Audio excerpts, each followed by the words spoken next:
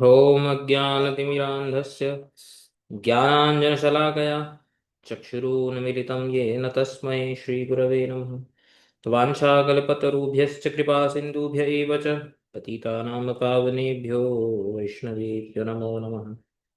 नमो महावदन्याय कृष्णः प्रेमप्रदायते कृष्णाय कृष्णचैतन्यनामिने गौरत्तुषे नमः। तप्तकाञ्चन गौराङ्गी राधे वृन्दावनेश्वरी वृषभानुसुते देवी प्रणमामि हरिप्रिये। हे कृष्ण करुणा सिंधो दीनबंधो जगतपते गोपेश गोपिका कांत राधा कांत नमोस्तुते। वृंदाय तुलसी देवी प्रियाय केशवस्य च विष्णु भक्ति प्रदे देवी सत्यवत्ते नमो नमः। जय श्री कृष्ण चैतन्य प्रभु नित्यानंद श्री अद्वैत गदाधर शिवासादि गौर भक्त वृंद। हरे कृष्ण कृष्ण कृष्ण हरे हरे हरे राम राम राम हरे हरे।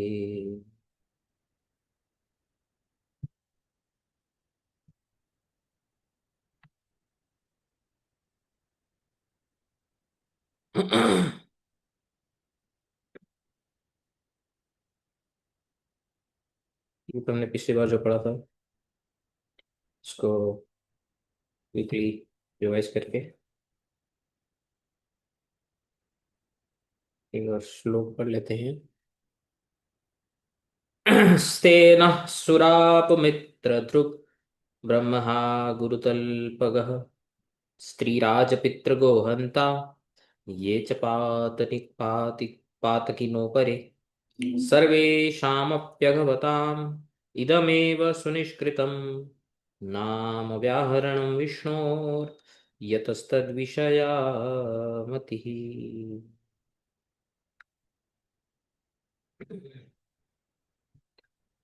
तो हमने पिछले 4-5 बार से इस दो श्लोकों की टीका अध्याय श्री सारार्थ दर्शनी टीका का अध्ययन कर रहे हैं यथामति।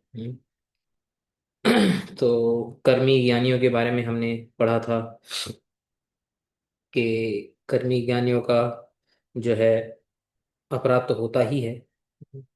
और कौन सा अपराध होता है कि वे भक्ति को कर्म और ज्ञान का अंग उसमें उसको एक्सेप्ट करते हैं भक्ति को। भक्ति को अंग के रूप में यानी अधीन कर्म और ज्ञान के अधीन। तो धर्म इत्यादि को भक्ति के समान मानना भी अपराध है और ये तो भक्ति को अधीन हो गया। तो पिछली बार हमने ये तो उसके भी पहले पढ़ा था लेकिन पिछली बार हमने पढ़ा था यदि शास्त्रों में यदि कर्मी कर्म शास्त्र ज्ञान शास्त्र इत्यादि योग शास्त्र इत्यादि में यदि भक्ति को अंग बोला गया है तो वो तो शास्त्र को ही फॉलो कर रहे हैं। तो इनमें उनका क्या दोष है। तभी विश्वनाथ चक्रवर्ती ठाकुर ने एक बहुत स्ट्रांग पॉइंट बोला था कि जब शास्त्र में भक्ति की इतनी क्लियर ऐसी स्टेटमेंट्स आती है कि जिसमें भक्ति से सब कुछ प्राप्त हो सकता है स्वर्ग अपवर्ग नरकेशु मद्धाम कथनचित यदि वांछति इत्यादि ऐसी जो भागवत की स्टेटमेंट्स है और दूसरी हजारों हजारों ऐसी स्टेटमेंट्स है जैसे भक्ति करने मात्र से ही हर एक मार्ग की सिद्धि अपने आप प्राप्त हो जाती है और भक्ति के बिना कोई भी मार्ग अपना फल प्रदान नहीं कर सकता है। ऐसा जिनमें ऐसी स्टेटमेंट्स होने पर भी ऐसे वाक्य होने पर भी जो उनमें श्रद्धा नहीं रख सकते तो उनके लिए जो वेद शास्त्र इत्यादि दयालु हैं उनके लिए जिनकी कर्म में ही ज्ञान में योग इत्यादि में ही श्रद्धा है उनके लिए फिर ऐसे शास्त्र वो प्रकट करते हैं जिसमें कि भक्ति को उन मार्गों का अंग रूप में बताया जाता है। कारण यह है कि एटलीस्ट भक्ति को उनके अंग में ही सही कैसे ना कैसे करके भगवान की भक्ति को वो एक्सेप्ट करे भगवान की भक्ति को वो अपनाए। तो इसलिए शास्त्र तो जो दयालु हैं लेकिन दोष शास्त्र का नहीं है दोष ऐसे बहिर्मुख अशुद्ध कुटिल चित्ता नाम यहाँ पे जो लिखा है ना भक्ति बहिर्मुखा नाम अशुद्ध कुटिल चित्ता नाम इन्हें नहीं इन्हें अनेनैव प्रकार है इसी प्रकार से ही भक्ति इनकी पॉसिबल हो सकती है। शुद्ध भक्ति के तो अधिकारी है ही नहीं इसलिए जो वेद शास्त्र कई कई जगह पे ऐसी बातों को प्रकट करते हैं। तो शास्त्रों का इनमें कोई दोष नहीं है शास्त्रों की इसमें कोई निंदा नहीं है वे तो दयालु ही। लेकिन फिर भी शास्त्र का दूसरा हमने उदाहरण देखा था कि वही तो पशु हिंसा इत्यादि करने से, वेदों में ही जो पशु हिंसा बोली गई है यज्ञों में, वो करने से भले यज्ञ का फल जरूर प्राप्त होता है, लेकिन पशु हत्या इत्यादि जो पाप है वो भी जो है भोगना पड़ता है। उसी प्रकार से कर्म ज्ञान इत्यादि में जो विधियां बताई गई हैं उनको फॉलो करने से, उन मार्गों पे चलने से कर्म ज्ञान योग इत्यादि के जो फल हैं उनकी प्राप्ति हो सकती है, लेकिन भक्ति के प्रति जो दोष है, जो अपराध है, वो भी होगा, और इससे कभी प्रेम भक्ति कभी भी उत्पन्न नहीं हो पाएगी। तो आप लोग को याद आया, ये हमने पिछली बार पढ़ा था। और हमने जो नारद और प्राचीन बरही का जो भगवत के चौथे स्कंद में जो संवाद आता है, भगवान नारद प्राचीन बरही को जो बोलते हैं, ये श्लोक से प्रमाणित भी किया था इस बात को। तो कुछ याद आ रहा है कि नहीं? हम्म। हम्म। आ रहे हैं। तो अभी आगे बढ़ते हैं। तो आगे विश्वनाथ चक्रवर्ती ठाकुर लिखते हैं अथ। तो ये तो आप जानते ही हैं, अथ। तो अथ क्यों लिख रहे हैं यहाँ पे? अभी तक विश्वनाथ चक्रवर्ती ठाकुर ने अजामिल की बात की, भक्ति के बारे में बात किया है, अर्थवाद जो नाम अपराध है उसके बारे में बात किया है, इन जनरल जो अपराधी हैं उनके बारे में बात की है, कर्मी ज्ञानियों के बारे में बात की है। अभी तक शुद्ध भक्तों के बारे में डिस्कशन नहीं हुआ है। तो यहाँ से जो हमारे लिए सेक्शन सबसे ज्यादा रेलेवेंट है वो ये सेक्शन है कि यहाँ पे जो शुद्ध भक्ति के मार्ग पे जो चल रहे हैं उनके लिए क्या आवश्यकता है, भगवान भगवान का जो नाम है उसकी कृपा प्राप्त करने के लिए शुद्ध वैष्णव को एटलीस्ट क्या करना चाहिए। जस्ट बिकॉज कि मैं शुद्ध भक्ति फॉलो कर रहा हूँ, मैं कर्म ज्ञान से रहित हूँ, ऑटोमेटिकली ही मैं भक्ति के जितने भी पर्क्स हैं, जब भक्ति के जितने भी फल हैं उनको मैं प्राप्त कर लूंगा भगवान का नाम लेकर, ऐसा नहीं होता है। भक्तों, शुद्ध वैष्णव जो शुद्ध भक्ति मार्ग पे चल रहे हैं, वैष्णव मार्ग पे चल रहे हैं, उनके लिए भी वो एक कुछ इम्पोर्टेंट यहाँ पे बात बताते हैं। तो बोलते हैं अथ ये नाम अपराधिनो हो वैष्णव्या दीक्षया वैष्णवम एव गुरुम कृत्वा भक्ति देवीं कैवल्येन प्राधान्येन वा आश्रयमाणाः नाम कीर्तनादिभिः भगवन्तं भजन्ते तेषामपि वैष्णव शब्देन अभिधीयमानानां भक्ति तारतम्येन एव अपराध क्षय तारतम्यम। तो देखो क्या बोल रहे हैं, ये नाम अपराधिनो हो वैष्णव्या दीक्षा, जिन्होंने वैष्णव दीक्षा ली है, और वैष्णवम एव गुरुम कृत्वा, एक शुद्ध वैष्णव को ही गुरु बनाया है, ऐसे एक गुरु का आश्रय लिया है, और भक्ति देवीम कैवल्येन प्राधान्येन व आश्रयमाण, भक्ति देवी को कैसे स्वीकार किया है, या तो कैवल्य रूप से, यानी कि बिना किसी कर्म अंग या ज्ञान अंग या योग अंग का आश्रय लिया हो, यानी केवला भक्ति जिसको शुद्ध भक्ति बोलते हैं, या केवला भक्ति को स्वीकार किया है, या फिर प्राधान्य प्रधानी भूता भक्ति। प्रधानी भूता भक्ति किसको बोलते हैं, किसी को आइडिया है प्रधानी भूता भक्ति किसको बोलते हैं?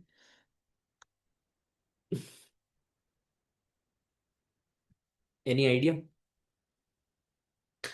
प्रधानी भूता मतलब भक्ति मिश्र ज्ञान या भक्ति मिश्र कर्म, इनको प्रधानी भूता बोलते हैं। इसमें दो होते हैं, दो दो आप वे से बोल सकते हो। जैसे जैसे अगर कर्म का एग्जांपल लें, सॉरी उल्टा बोल रहा था मैं, कर्म मिश्र भक्ति, भक्ति मिश्र कर्म नहीं, कर्म मिश्र भक्ति। तो कर्म मिश्र भक्ति और भक्ति मिश्र कर्म, ठीक है, इसमें क्या अंतर होता है? हम्म, कर्म मिश्र भक्ति, इसमें व्हाट इज द प्रधान, मुख्य क्या है बता सकते हैं?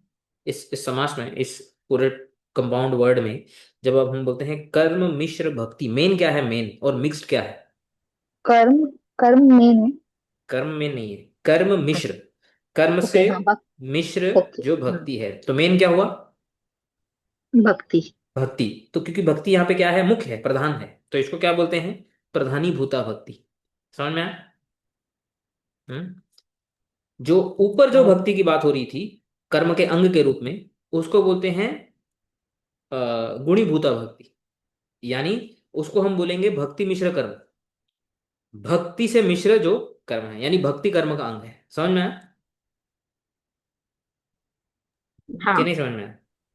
हाँ, हम्म। समझा। तो या तो जो लोग केवला भक्ति जिन्होंने अपनाई है, या जिन्होंने प्रधानी भूता भक्ति को अपनाया है, ऐसा करके, ऐसी इस प्रकार की भक्ति का जिसने आश्रय लिया है, या तो आप केवला भक्ति कर रहे हो या तो प्रधानी भूता प्रधान, इसमें कोई प्रधानी भूता भक्ति ऑब्वियसली केवला भक्ति के स्तर से जो है नीचे है, बट उसमें कोई अपराध नहीं है इनहेरेंटली। क्यों? क्योंकि भक्ति प्रधान है। जब भक्ति मिश्र कर्म या भक्ति मिश्र ज्ञान आ जाता है, वहां पे वो साम्यम वाला अपराध आ जाता है। मतलब वो साम्यम क्या, निकृष्ट, भक्ति को निकृष्ट बनाने वाला। हम्म। ठीक है।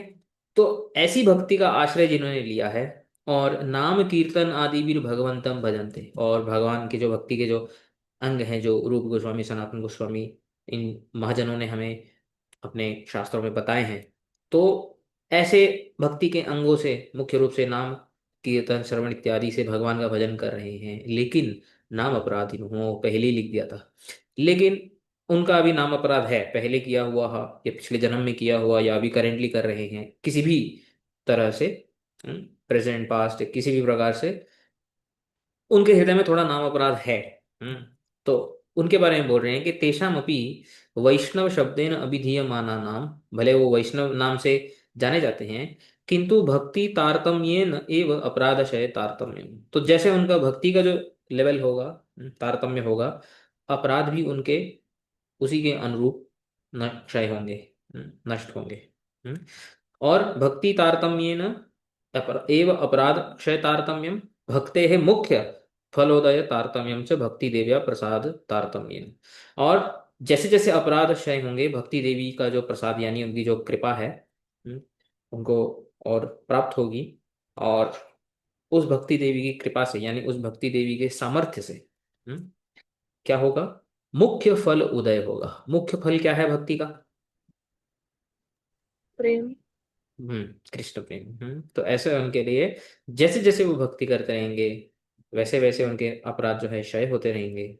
और जैसे जैसे उनके अपराध क्षय होते रहेंगे, भक्ति देवी के द्वारा प्राप्त जो कृपा है, यानी कृपा का अर्थ होता है सामर्थ्य जो है, वो उनमें बढ़ता जाएगा।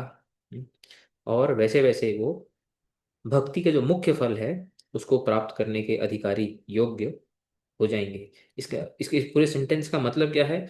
कि वैष्णवा नाम अभी अपराध राहित्यम आवश्यक्यम, कि शुद्ध वैष्णव को भी अपराधों से तो मुक्त होना अति आवश्यकम। अति आवश्यकम, तो बिना अपराधों से मुक्त हुए, तो जस्ट बिकॉज कि मैं वैष्णव गुरु में दीक्षा लिया हूँ, मैं केवल भक्ति के शुद्ध भक्ति को फॉलो कर रहा हूँ, कर्म ज्ञान को मैं बिल्कुल भी फॉलो नहीं करता, और भक्ति के जो मुख्य अंग हैं वो मैं फॉलो करता हूँ, सब ठीक है। लेकिन अगर अपराध रहेंगे तो टाइम लगेगा। As as simple as that. समझ में आया? यदुक्तम अ, भगवता एव, जैसे भगवान ने स्वयं अपनी मुख से बोला है भागवत के 11वें स्कंद में, यथा यथात्मा परिमृज्यते सौ मत्पुण्यगाथा श्रवणाभिधानै, तथा तथा पश्यति तत्त्वसूक्ष्मम् चक्षुर्यथा यथैवाञ्जन संप्रयुक्तम्। तो भगवान उद्धव को बोलते हैं, क्या बोलते हैं? यथा यथा आत्मा परिमृज्यते असौ मत पुण्य गाथा श्रवणाभिधानै। हम्म, आत्मा का अर्थ श्रीधर स्वामी बताते हैं, आत्मा यानी चित्त। यहाँ पे आत्मा का अर्थ है चित्त। चित्त क्या होता है? कोई चित्त क्या होता? चित्त किस किस एंटिटी को चित्त बोलते हैं? चित्त में क्या होता है? नॉलेज। नॉट एग्जैक्टली नॉलेज, वो तो चेतना। बुद्धि में होता है। चित्त में, हाँ, चेतना। और चित्त में मुख्य रूप से संस्कार होते हैं। संस्कार, जितने भी हमारे पूर्व संस्कार हैं, हम्म, वो होते हैं। और किसी एक क्या बोलते हैं, इम्पेटस जो होता है, इम्पेटस समझते हैं ना? इम्पेटस को क्या बोलते हैं हिंदी में? इम्पेटस, हिंदी प्रेरणा हो या संस्कृत में,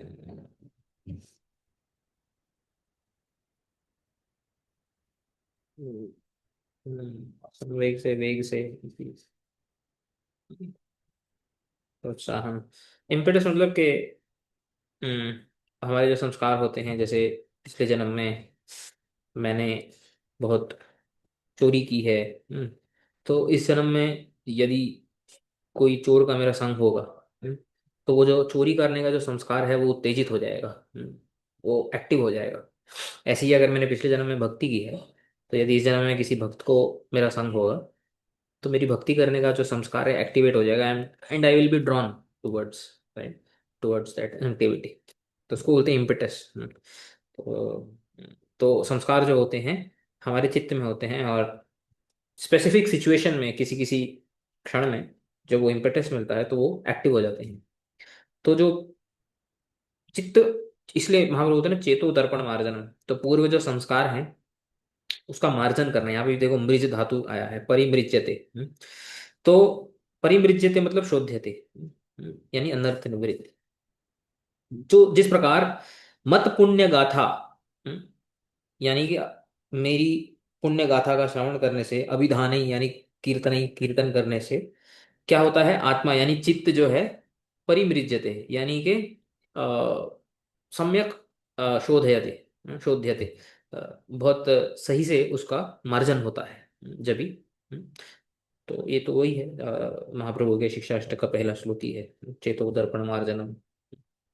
तो जैसे जैसे ये होता है, जैसे जैसे चित्त जो है वो क्लीन होता है पूर्व संस्कारों से, तथा तथा पश्यति, उतने उतने तारतम्य में, उतने उतने लेवल में तत्व सूक्ष्मम पश्यति, साधक जो है वो सूक्ष्म तत्व का दर्शन करता है। सूक्ष्म तत्व का अर्थ क्या है, जीव गोस्वामी बताते हैं, मदीय स्वरूप रूप गुण लीला यथा अर्थ्यम पश्यति। मतलब मेरा जो स्वरूप रूप गुण लीला इत्यादि है जैसा है, यथा अर्थ्यम, पश्यति, अर्थ के रूप में, यानी गोल के रूप में, प्रयोजन के रूप में उसको देखता है। कैसे, चक्षुर यथैव अंजन संप्रयुक्तम।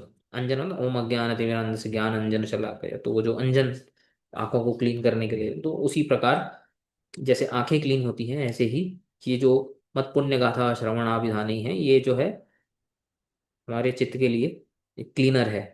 तो ऐसे ऐसे ही जो है अपराध नष्ट होते हैं, अनर्थ निवृत्त होते हैं, अनर्थ निवृत्त होता है साधक का।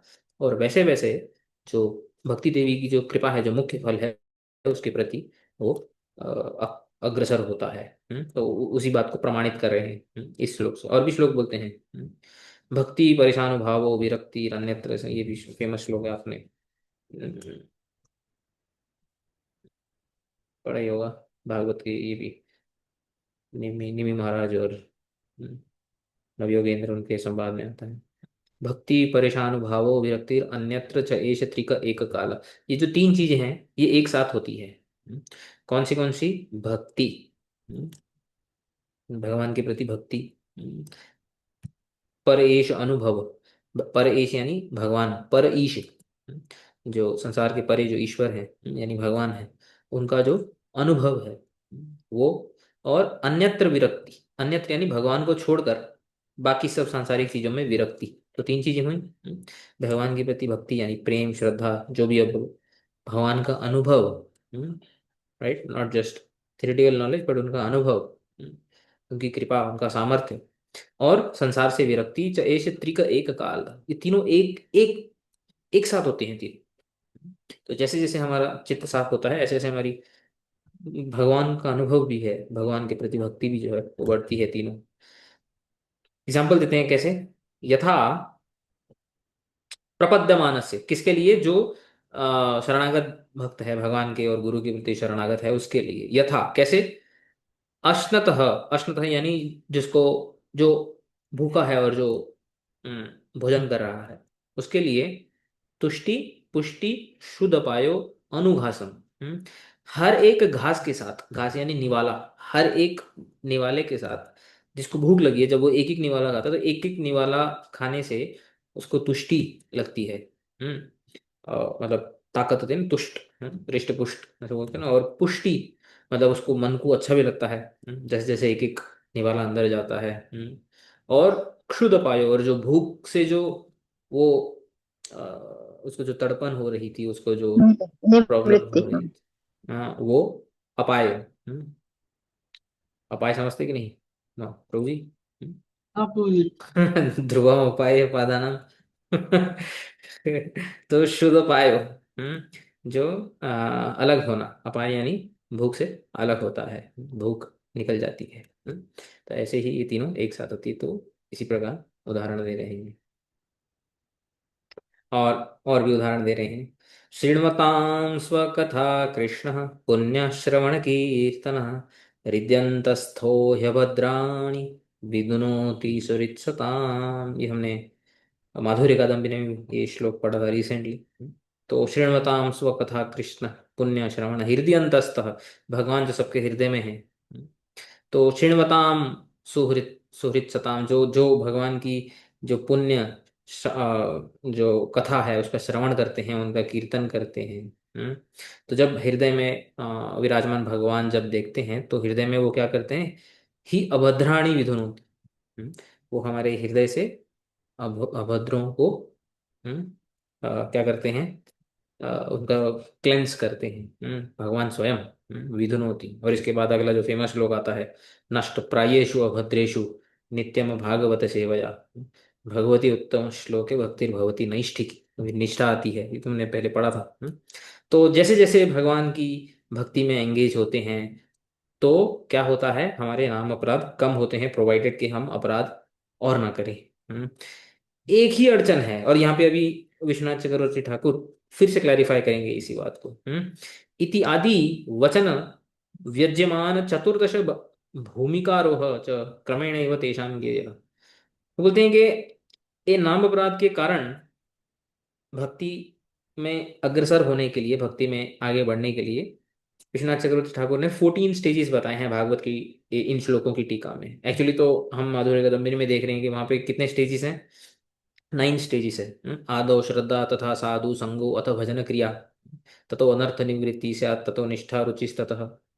फिर उसके बाद तथा तथो आसक्ति, तथा भावो, और फिर उसके बाद प्रेम। प्रेम। ठीक प्रेम। है ना? तो उस श्लोक का एक लाइन याद आ रही। तो ये 9 स्टेजेस को और इलेबोरेट करके और डिटेल में बता के उन्होंने इस भागवत की इन श्लोकों की टीका में दूसरे अध्याय का ये जो श्लोक आते हैं भागवत के, इनकी टीका में 14 स्टेजेस बताए हैं। सताम कृपा महत्सेवा श्रद्धा गुरुपदाश्रय भजनेषु स्पृहा भक्तिर अनर्थापगमस्ततः निष्ठा रुचि अथासक्ति रति प्रेमाथ दर्शनम हरेर्माधुर्यानुभव इति अर्थास्युश्चतुर्दश। 14 स्टेजेस देखो। सबसे पहले सताम कृपा महत सेवा श्रद्धा, वो चालू होता है जो 9 स्टेजेस शुरू होते हैं श्रद्धा। इस श्रद्धा के पहले इन्होंने और 2 स्टेज डाले हैं। कौन से? सताम कृपा महत सेवा। कोई बता सकता है कि ये क्या है, ये 2 स्टेजेस कौन से हैं? ये सारा दर्शनी का है कि ओरिजिनली 1.2.21 का श्लोक है कि उसकी टिप्पणी ये है ये? 1.2.21 की सारार्थ दर्शिनी टीका में है, ये श्लोक नहीं अच्छा। भागवत का। ओके ओके, हाँ। कृपा और महत्सेवा श्रद्धा से पहले आता है। एक्चुअली हमने यही किया था जब हम्म श्रद्धा के बाद क्या था, श्रद्धा साधु संग। तो हमने बताया, आपने बताया था कि श्रद्धा से पहले भी एक साधु संग रहता है। राइट, उनकी तो वो क्या, कृपा उसको क्या से ही बोलते हैं? महत्सेवा या मतलब एक एक और नाम है, टेक्निकल नाम, उसको बोलते हैं भक्ति उन्मुखी सुकृति। हम्म तो कोई हम्म, भक्ति के मार्ग में कोई कैसा आता है, कहीं ना कहीं, कभी ना कभी इस जीवन में, पिछले जीवन में कभी ना कभी उसके साथ, उसका कनेक्शन भक्त के साथ कोइंसिडेंटली होता है, तो ही आता है। हम्म उसकी जब सुकृति बनती है, तो ही उसकी श्रद्धा होती है, सुकृतिवान की ही श्रद्धा होती है। तो यहाँ पे जो सताम कृपा है, ये सताम कृपा क्या है, जो महात्मा होते हैं, संत होते हैं, जब वे जाकर क्या बोलते हैं, अम, अ, अ, अ, प्रचार करते हैं बोल सकते हो, या लोगों के ऊपर कृपा करते हैं। प्रभु जी उस दिन चैतन्य चरितमृत का कौन सा प्यार बोला था आपने, क्या है? महान प्रेम स्वभाव। महान तेर स्वभाव तारिते यही प्रामर। तारिते पामर। निज कार्य नहीं तबु जान तार घर। हाँ ये इसमें आ जाएगा। तो इसमें देखो आता है, महान स्वभाव यही तारिते पामर, निज कार्य नाही, तबु जान तार घर। महंत का स्वभाव होता है, तो ऐसे महंत के साथ जब फॉर्चुनेटली, जिसका भक्ति से कोई लेना देना नहीं है, जब उसका कनेक्शन बन जाता है, हम्म, महंत का कोई कार्य थोड़ी है किसी के पास जाने के लिए। जो महंत जो घूमते रहते हैं गांव गांव में, शहर शहर में प्रचार करते रहते हैं, हमारे प्रभुपाद भक्ति सिद्धांत सरस्वती ठाकुर ने क्या जरूरत थी इतना गौड़ी मठ करने की, फिर उसके बाद उनके शिष्यों ने, इस्कॉन इत्यादि, स्वामी महाराज ने, तो क्या आवश्यकता क्या थी। लेकिन उनका स्वभाव है, उनका नेचर है, उनको खुद को कोई काम नहीं, वो यूएस में कोई वो वाटरफॉल देखने नहीं गए थे ना। तो निज कार्य नाही, तब वो जान तार घर, उनके घर क्यों गए थे, घर यानी उनके पास क्यों गए थे।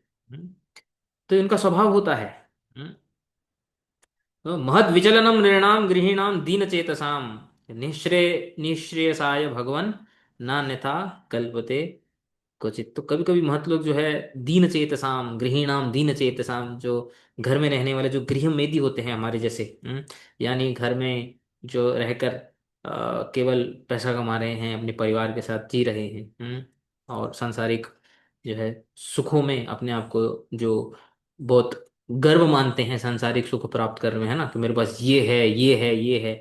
तो ऐसे लोगों को दीन चेतसाम बोले, फॉलन स्टूपिड पीपल।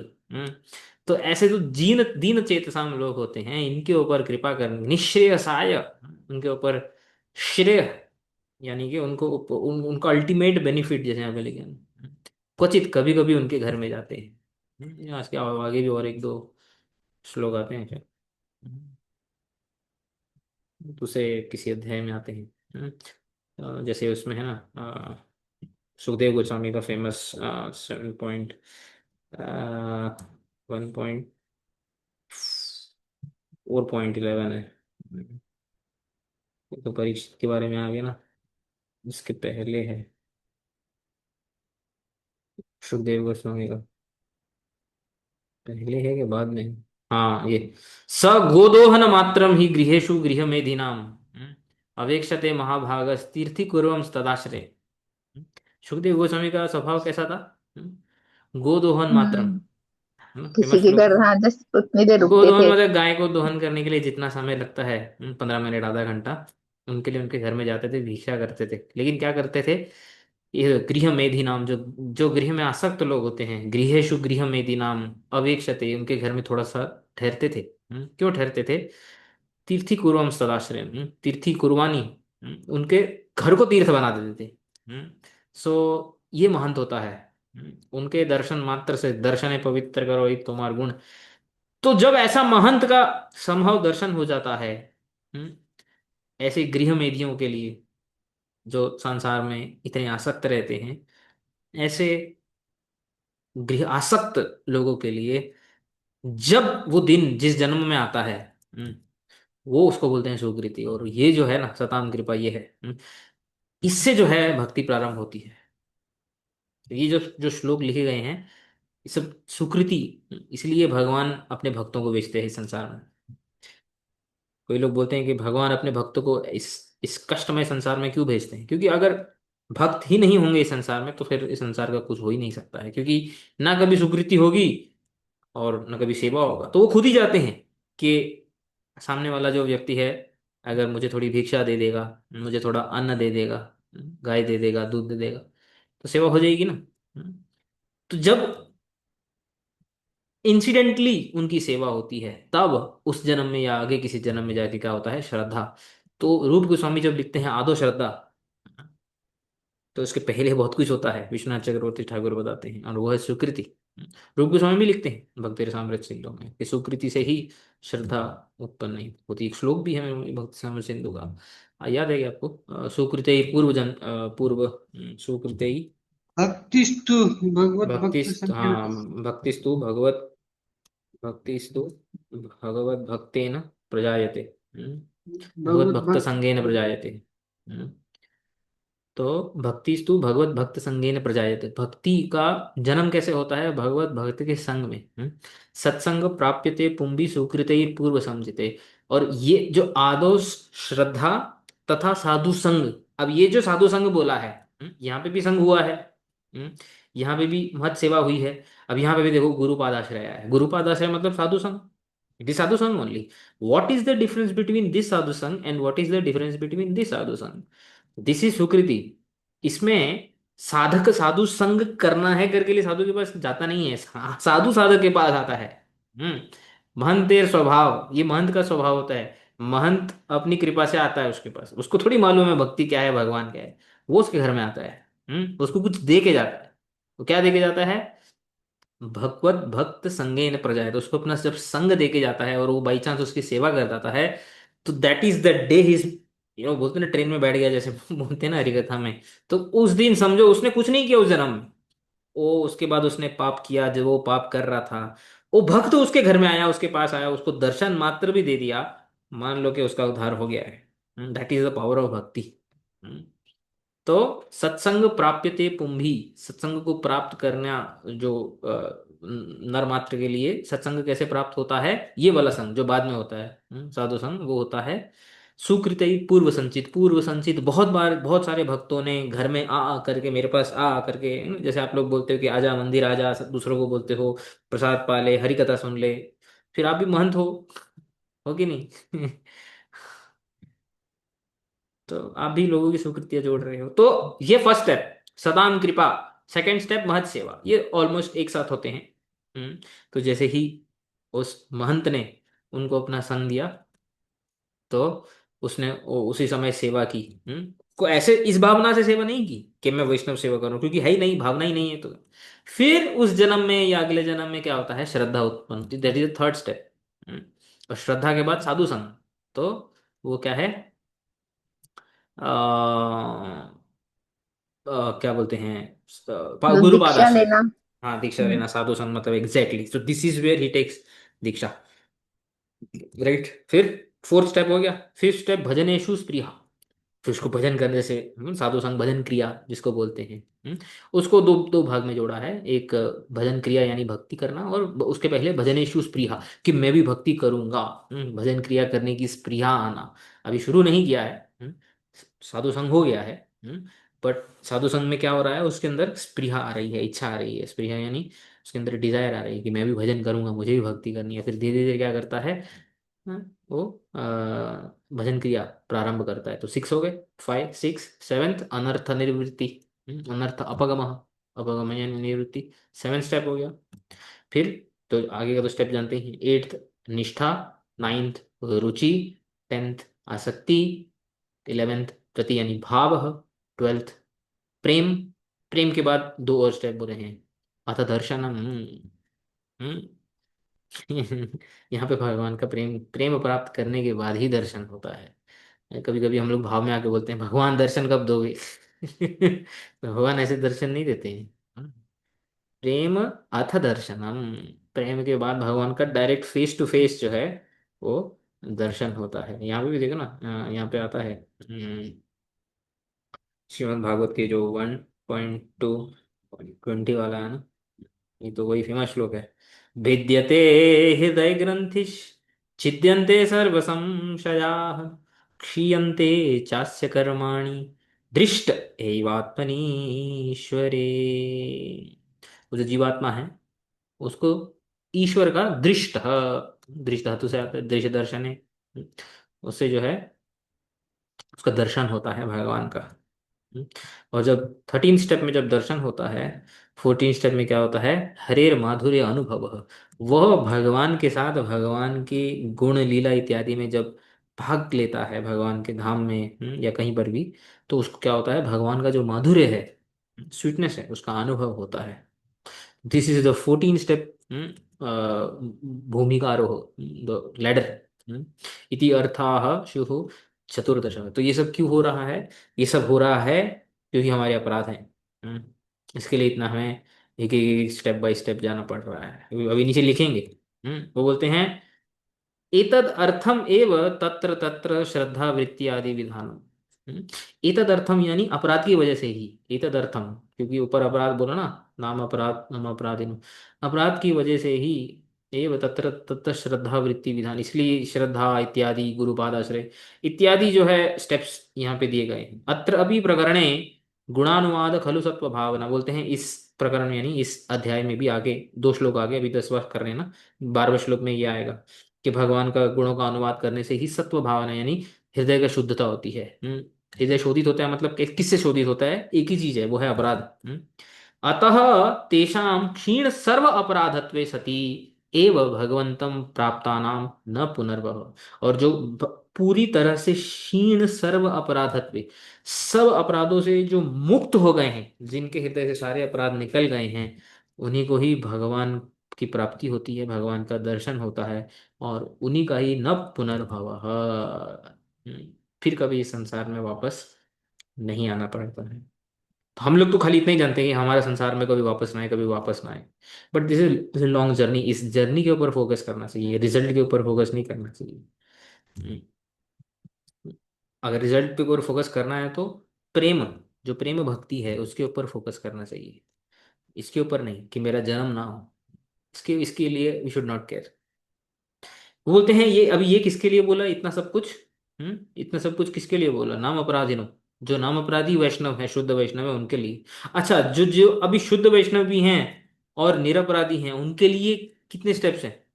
निरपराधानाम तो भगवत प्राप्तो न अस्ति विलंब।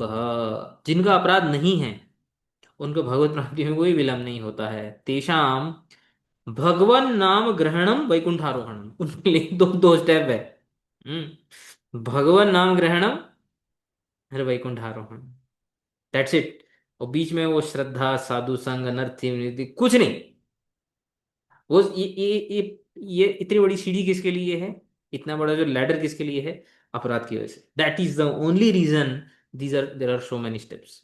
9 9 के 14, और फिर अटके रहो सालों साल, जन्म जन्म अनर्थ निवृत्ति में। ये आप सब अपराध की वजह से है। अच्छा, इति द्वे एव भूमिके वो बोल रहे हैं कि ये 2 सीढ़ी है खाली। यथा अजामिल आदि नाम, जिस प्रकार अजामिल का हुआ एग्जाम्पल, अजामिल ने कौन सा क्या किया? ये अनर्थ निवृत्ति और ये वो हो गया भाई। हालांकि वो हरिद्वार में गए थे, अभी आएगा आगे 12 साल के लिए, राइट। बट वो ऑलरेडी ही वॉज ऑलरेडी, जैसे अभी हम जान चुके, तो मुक्त हो चुके थे। Just to set some standards, वो हरिद्वार गए 12 साल के लिए, उन्होंने भजन किया इत्यादि। बट इनके लिए शॉर्टकट है, जिनका अपराध नहीं है।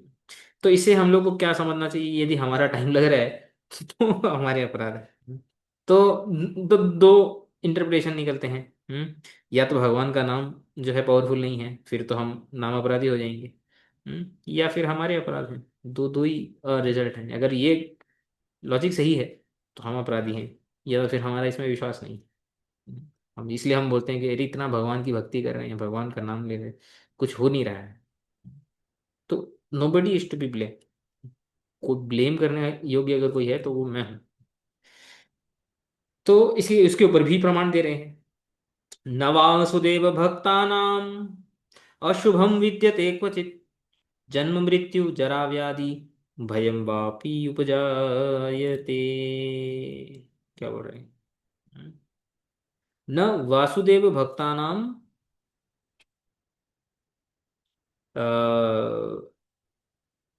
एक सेकेंड।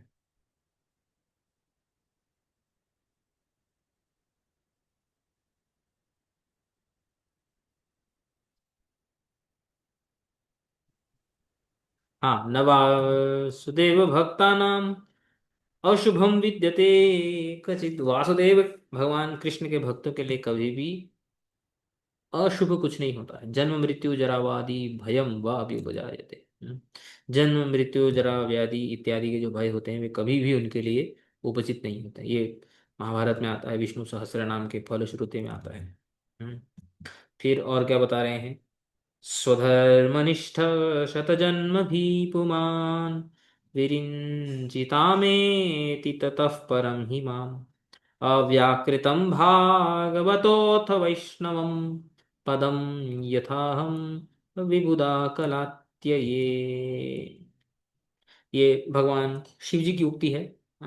शिव जी जो है वो है ना, कौन है वो, उनके जो 100 या 1000 पुत्र हैं, प्रचेतास। प्रचेता, हाँ। वो प्रचेताओं को ये उपदेश देते हैं, वो बोलते हैं स्वधर्मनिष्ठ शतजन्म भी पुमान विरिंचितामेति, एति मतलब प्राप्नोति, ततः परम ही माम। अपने धर्म यानी वर्णाश्रम को निष्ठा के साथ 100 तक यदि कोई उसका फॉलो करे, ऐसा जो व्यक्ति है वो विरिंचिताम एति, विरिंचिताम यानी ब्रह्मा जी के पद को प्राप्त होता है। तो सुना होगा ना आप कथाओं में, जो 100 जन्मों तक धर्म का पालन करता है उसको ब्रह्म की पदवी मिलती है। ये श्लोक है भागवत का। तो विरिंचिताम यानी ब्रह्म पदम, यानी ब्रह्मा जी का जो पद है सत्यलोक, एति प्राप्त होती है, उसको प्राप्त करता है, तथा परम हिमा, और उसके और बाद जो है ब्रह्मा जी का कार्य अच्छा करने से वो मेरे पद को प्राप्त करता है, यानी शिव पदवी को प्राप्त करता है। अच्छा, अव्याकृतम भागवतो अथ वैष्णवम, जो वैष्णव है वो भगवान का जो अव्याकृत, यहाँ पे लिखा है जो देहांते अव्याकृतम प्रपंचातीतम, तो प्रपंच के जो अतीत है, भवाततीपिका श्रीधर स्वामी लिखते हैं प्रपंच के अतीत, अव्याकृत विशेषण से बता रहे जो प्रपंच के अतीत, यानी मेरी पदवी, शिव पदवी और ब्रह्म पदवी, वो एक पॉइंट ऑफ व्यू से प्रपंच के अंतर्गत है, लेकिन जो प्रपंच अतीत जो भागवत यानी जो वैकुंठ धाम है, वैष्णव जो होता है वो उसको प्राप्त करता है। यानी जो वैष्णव है वो ब्रह्म पदवी और मेरी पदवी से भी क्या है, श्रेष्ठ पदवी को प्राप्त करता है। और कैसे प्राप्त करता है, वैष्णवम पदम यथा अहम विबुधा कलात्यये, तो यथा अहम रुद्रो भूतवा अधिकारित्वात् वर्तमान, मैं भी विष्णु पद को प्राप्त करता हूं, लेकिन यथा अहम मैं भी प्राप्त करता हूं उस पद को, लेकिन कलातीय, कलातीय मतलब अधिकारांते लिंग भंगे सती, जब मेरे शिव पदवी का जो अधिकार जब खत्म हो जाता है, बहुत बहुत आप तो जानते ही हैं ब्रह्म पदवी शिव पदवी का अधिकार कब तक चलता है, क्या बोलते हैं, कल्पों कल्पों तक, महाकल्पों तक चलता रहता है ना। तो उसके बाद मैं भगवान विष्णु के पद को प्राप्त करता हूँ, लेकिन वैष्णव एकदम सद्य, तुरंत भगवान को प्राप्त करता है। इसलिए यहाँ पे लिखा है देहांते, अतः देहांते, देह के अंत होने मात्र से, अधिकार तो है नहीं कुछ, लिंग भंगी की कोई बात है ही नहीं, हमें तो टाइम लगता है, देवताओं को टाइम लगता है, विबुधा यानी देवाह, विबुधा यानी देव, हम जैसे जो देव होते हैं, ब्रह्मा शिव जैसे जो देव होते हैं, उनको बहुत टाइम लगता है भगवान के नाम को प्राप्त करने के लिए, लेकिन वैष्णवों को टाइम नहीं लगता है। इसलिए विश्वनाथ चक्रवर्ती ठाकुर प्रभु क्या जी, बोलते हैं। हम्म।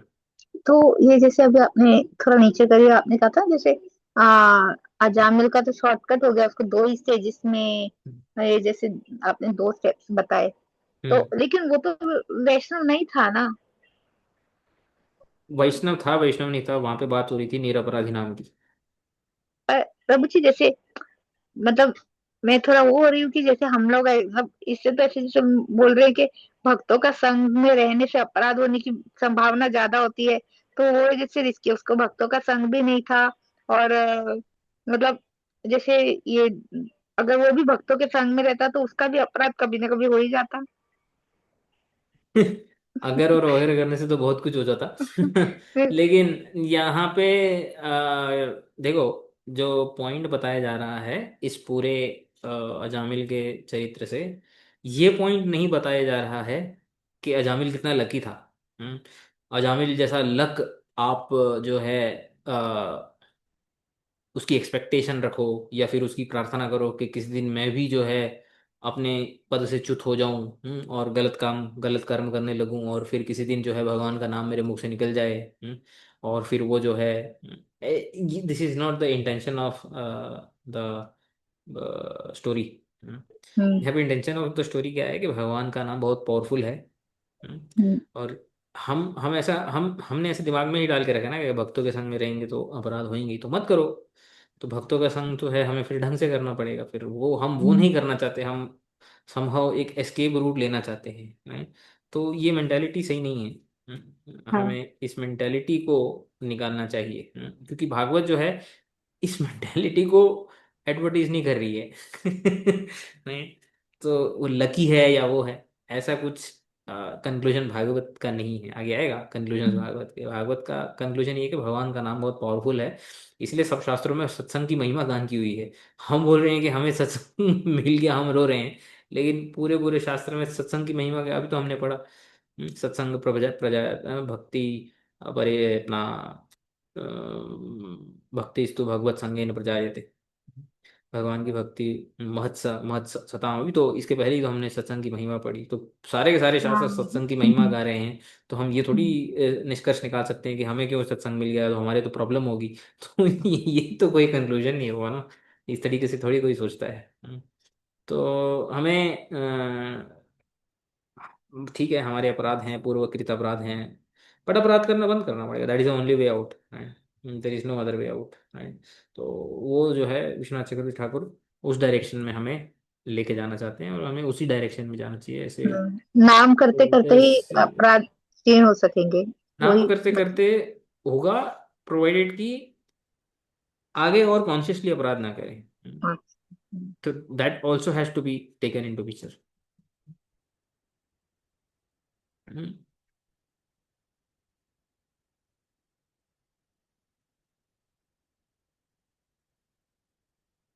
ठीक है, यहाँ पे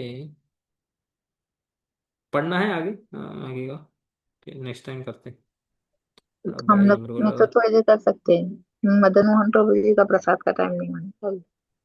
मेरा हो गया आपको जाना प्रसाद। है, हो गया है क्या? हम्म, ठीक है। तो इसके आगे बोलते हैं, भगवत प्राप्ति विलंब न कदापि यमधीना। तो बोलते हैं कि अब उन्होंने बात की वैष्णवों की, स्पेशली उनकी जिनके हृदय में कुछ अपराध है, बट अभी बात कर रहे हैं उन वैष्णवों की जो निरपराधी हैं।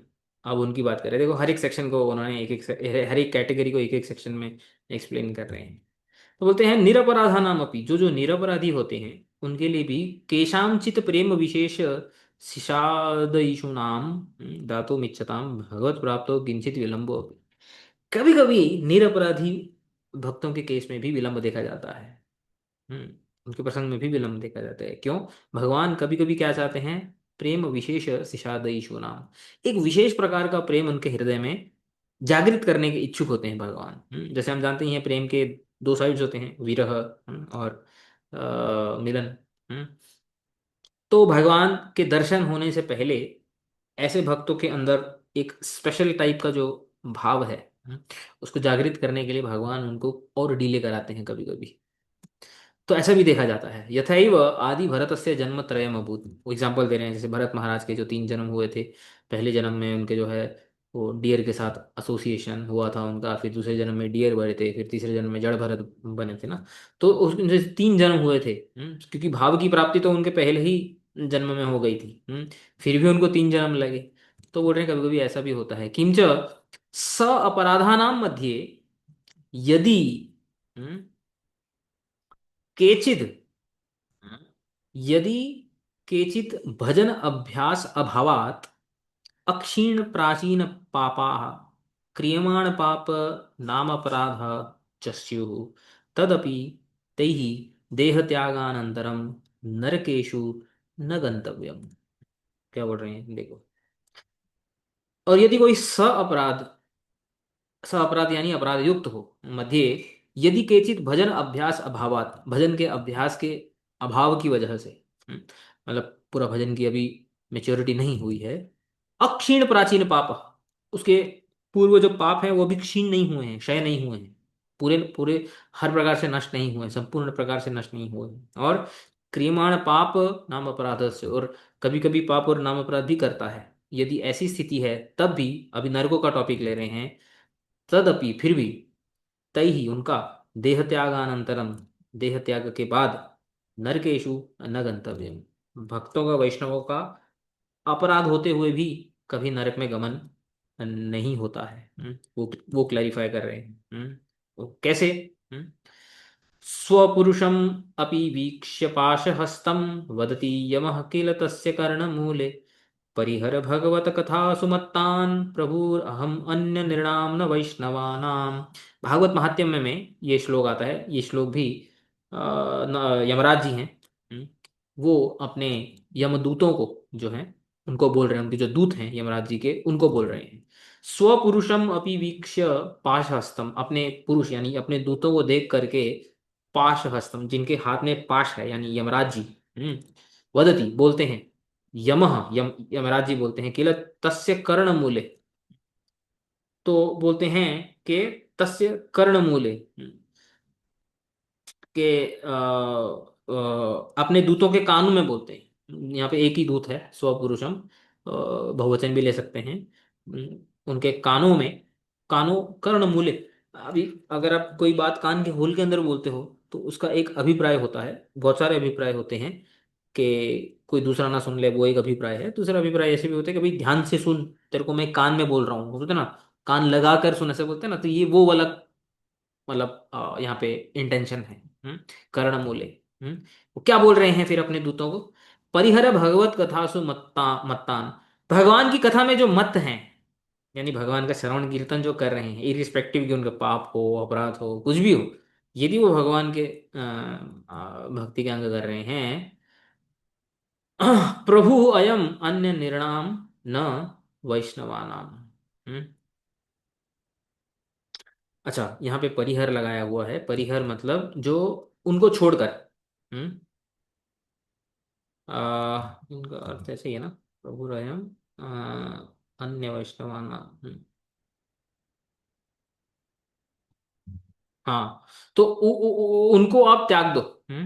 प्रभु अयम अन्य निर्णाम, मैं अन्य नरों का जो है स्वामी हूँ, यमराज जी बोल रहे हैं, न तो वैष्णवाना, मैं वैष्णवों का स्वामी नहीं हूँ। वैष्णव का स्वामी कौन है? डायरेक्ट भगवान विष्णु।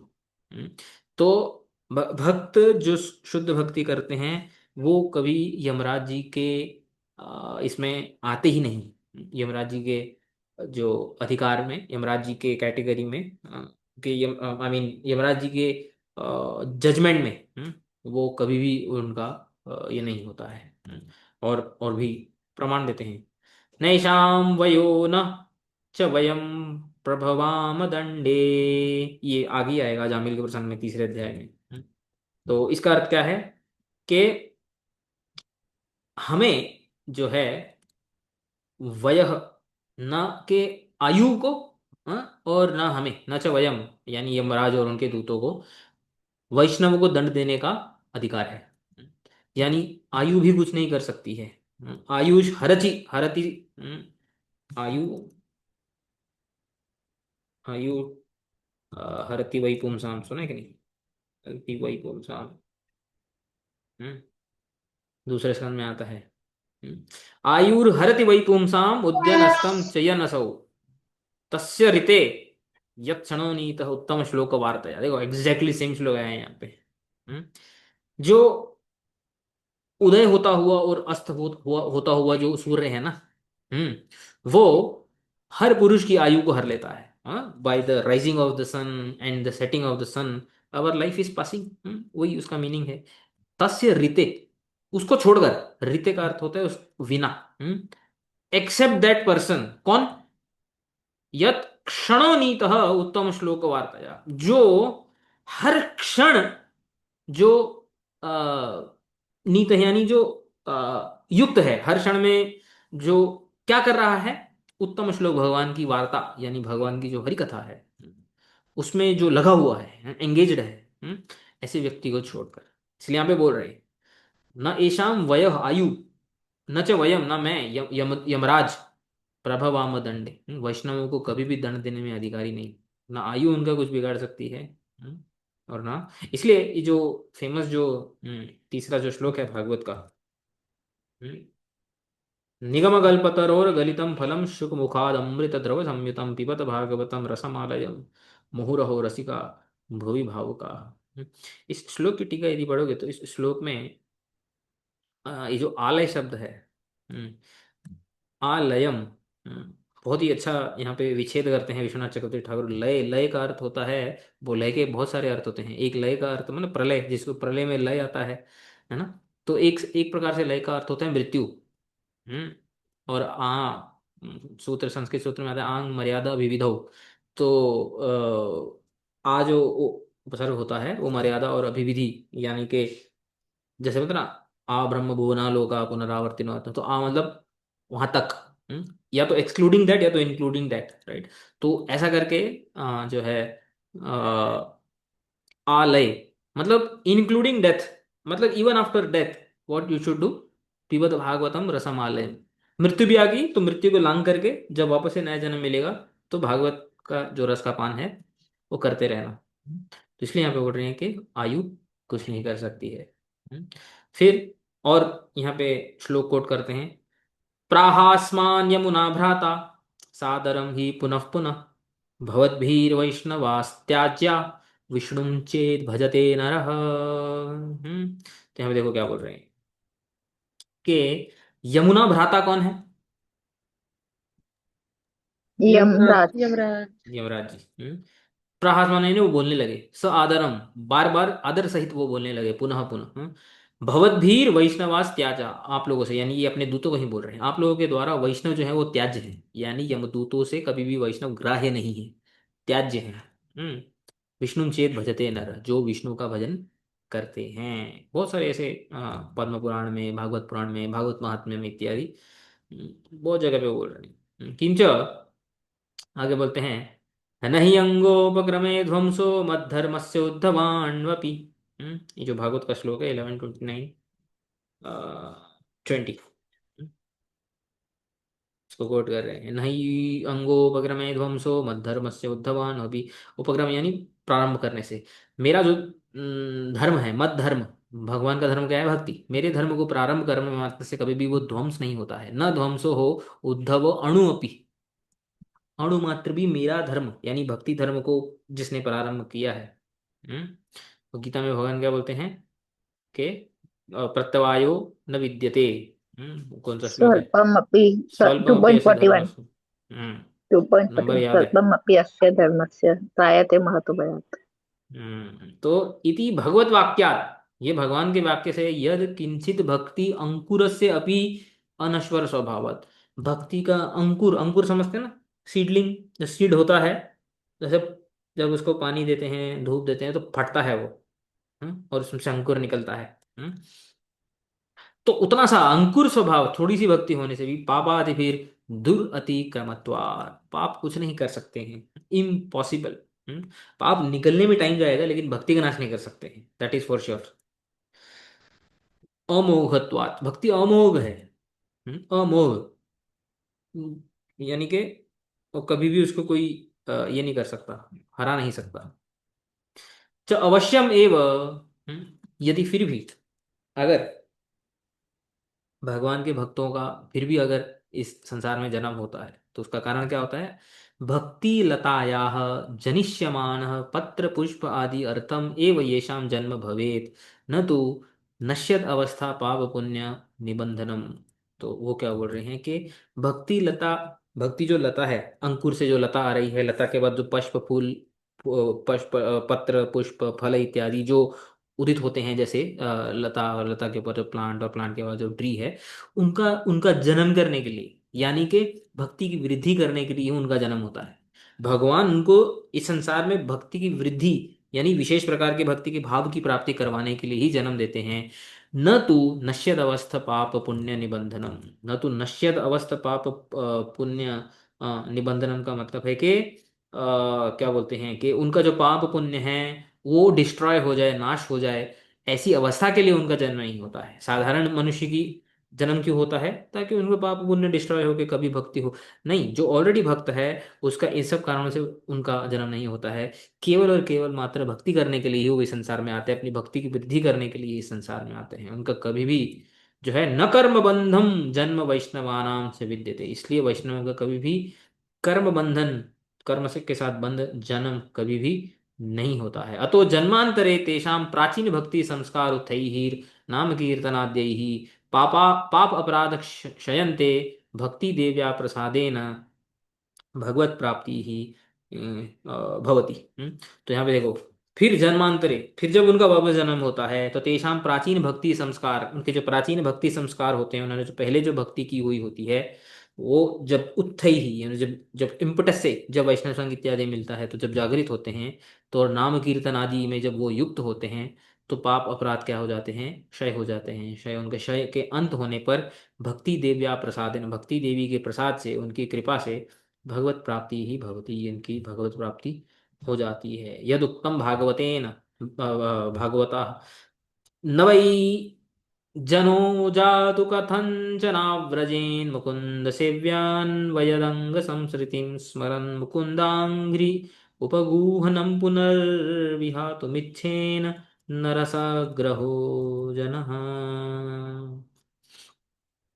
तो यहाँ पे क्या बोलते हैं, ये नारद मुनि भगवान व्यास को बोलते हैं कि नवई जनो जातु कथंचन व्रजेन, के मुकुंद अंग्री उप गुह नम पुनः, भगवान के मुकुंद भगवान के चरणों का जो है, जो सेवा करता है, वो कभी भी नवई जातु कथंचन व्रजेन, कभी भी इस संसार को साधारण रूप से प्राप्त नहीं करता है। मुकुंद सेवा, जो मुकुंद की सेवा कर रहा है, अन्यवद अंग संसृति, अन्यवद मतलब दूसरों की तरह कभी भी इस संसार को प्राप्त नहीं करता है। क्यों प्राप्त करता है? स्मरण मुकुंदांग्री उपगूहनम पुनः, फिर से भगवान मुकुंद के चरणों का स्मरण करने के लिए वो इस संसार को अपनाता है, भगवान को इस संसार में डालते हैं।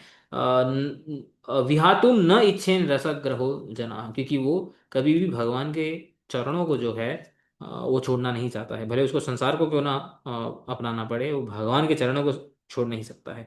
तो पॉइंट ये है कि जब तक प्रेम प्राप्ति नहीं होती है, तब तक भगवान के भक्तों को संसार में वापस आने में कोई प्रॉब्लम नहीं, बल्कि कोई प्रॉब्लम तो छोड़ो, अच्छा है। इसलिए भगवान, इसलिए भक्तिविनोद ठाकुर और बहुत सारे आचार्यों ने प्रार्थनाएं की है कि होने दो हमारे जन्म, उनको कोई प्रॉब्लम नहीं है, लेकिन हमें, हमारी रिक्वेस्ट, हमारी एक हम्बल रिक्वेस्ट क्या है कि हमें आपके भक्तों का संग मिलता रहे।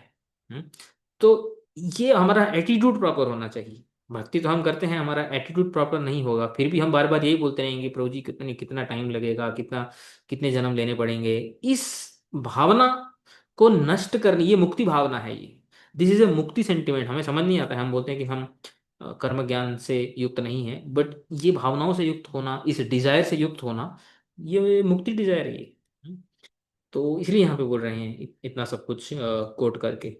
फिर लास्ट का पढ़ते हैं, अत्र अन्यवद इति कर्मी ज्ञानीवत संसृति, अन्यवद यानी ये जो अन्य दूसरों की तरह बोला है, कर्मी ज्ञानियों की तरह उनका संसार नहीं होता है। पुण्य पाप फल भोगमयीम न आपनोति, किंतु भगवत दत्ताम सुख दुखमयीम संसृतिम प्राप्नोति। पुण्य, जो पाप पुण्य इत्यादि जो फल है उसका भोग करने के लिए वो उनको संसार की प्राप्ति नहीं होती है, लेकिन भगवान के द्वारा दिया गया सुख और दुख जो होता है, ऐसा संसार उसको प्राप्त होता है। तो भगवान के द्वारा दिया गया सुख और दुख जो, वो क्या करेगा? भक्ति की वृद्धि करेगा, और क्या करेगा? इसीलिए भगवान के भक्तों की और कर्मी ज्ञानी की स्थिति भले ही एक ही हो, लेकिन उनकी जो सेटिंग जो भगवान ने की है, वो कंप्लीटली अलग है।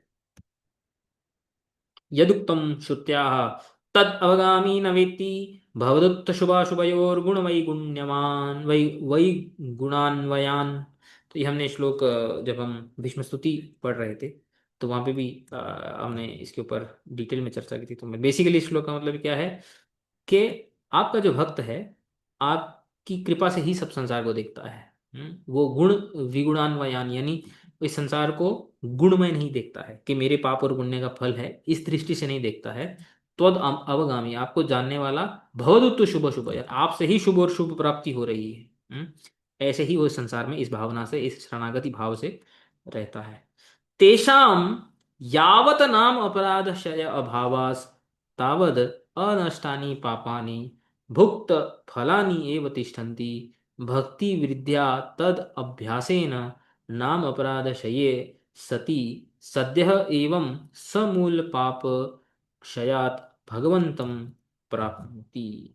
तो देखो यहाँ पे क्या बोल रहे हैं कि जब तक उनके नाम अपराध रह जाते हैं, क्षय का अभाव होता है, तब तक ही उनके जो क्या बोलते हैं अ, जो पाप नष्ट नहीं हुए हैं, तो उसका जो है भुक्त फलानी मतलब के जो उनके जो पाप के जो फल होते हैं, तब तक वो इस संसार में रहते हैं।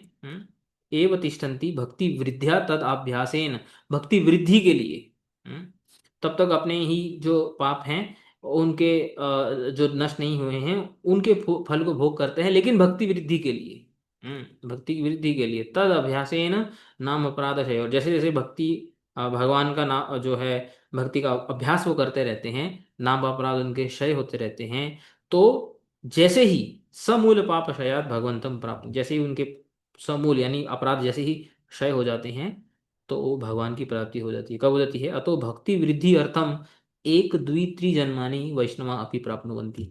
तो भक्ति वृद्धि के लिए विश्वनाथ चक्रवर्ती ठाकुर बोलते हैं, एक दो तीन जन्म कभी कभी वैष्णव को, वैष्णव शुद्ध वैष्णवों को भी लग जाते हैं, उसमें कोई प्रॉब्लम नहीं। तो आप लोगों के तो खाली दो तीन जन्म बचे हैं ऐसे, यहाँ से कंक्लूजन आ रही है। ठीक है, तो ये हमारा आज का हम जो प्रसंग है इसको यहाँ पे समाप्त करते हैं, और अगला टॉपिक हम नेक्स्ट टाइम कंटिन्यू करेंगे। वाञ्छाकल्पतरुभ्यश्च कृपा सिन्धुभ्यैव च पतितानां पावनेभ्यो वैष्णवेभ्यो वैष्णव नमो नमः।